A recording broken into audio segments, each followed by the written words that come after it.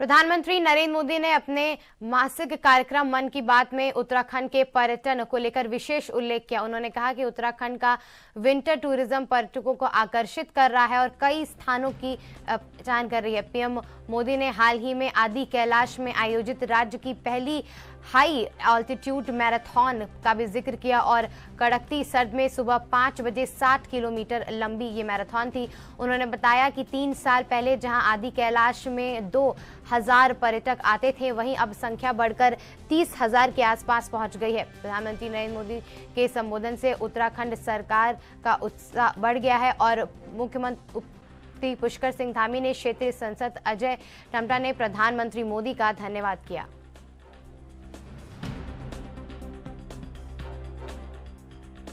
की तरफ से जो उन्होंने हमारे राज्य के अंदर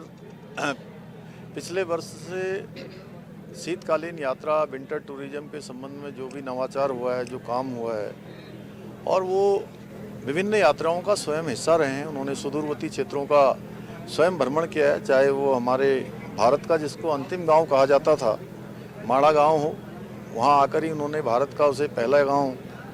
की संज्ञा दी। उसके बाद माँ गंगा का मायका मुखवा हरसिल में पिछले वर्ष जो हमारी यात्रा प्रारंभ हुई, इस यात्रा में सम्मिलित होकर उन्होंने हमारी यात्रा का प्रोत्साहन किया और पूरे देश दुनिया के अंदर यात्रा का लोगों के अंदर ध्यान भी आया, प्रचार प्रसार भी हुआ। या सीमांत क्षेत्र आदि कैलाश हो, ज्वालिंगकोंग जो 17,000 फुट से भी अधिक ऊंचाई का क्षेत्र है, वो देश के पहले ऐसे प्रधानमंत्री हैं जो इन सीमांत क्षेत्रों में गए हैं। चाहे गुंजी का क्षेत्र हो, चाहे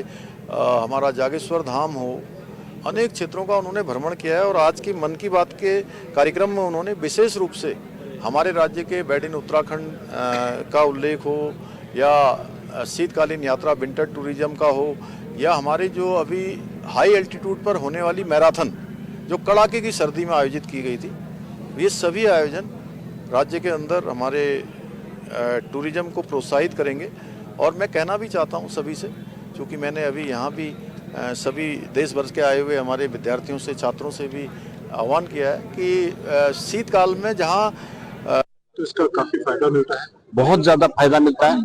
आज आप सबके ध्यान में ही है जिस प्रकार से बद्रीनाथ जी, केदारनाथ जी, गंगोत्री जी और यमुनोत्री जी के साथ साथ जागेश्वर धाम और आदि कैलाश, आज बहुत सारे यात्री, नारायण आश्रम, मायावती, ये सारे जो तीर्थ स्थान है, उन सभी स्थानों में लोग आते हैं, जाते हैं। और प्रधानमंत्री जी के मार्गदर्शन से जिस प्रकार से इन सारी तीर्थ स्थानों को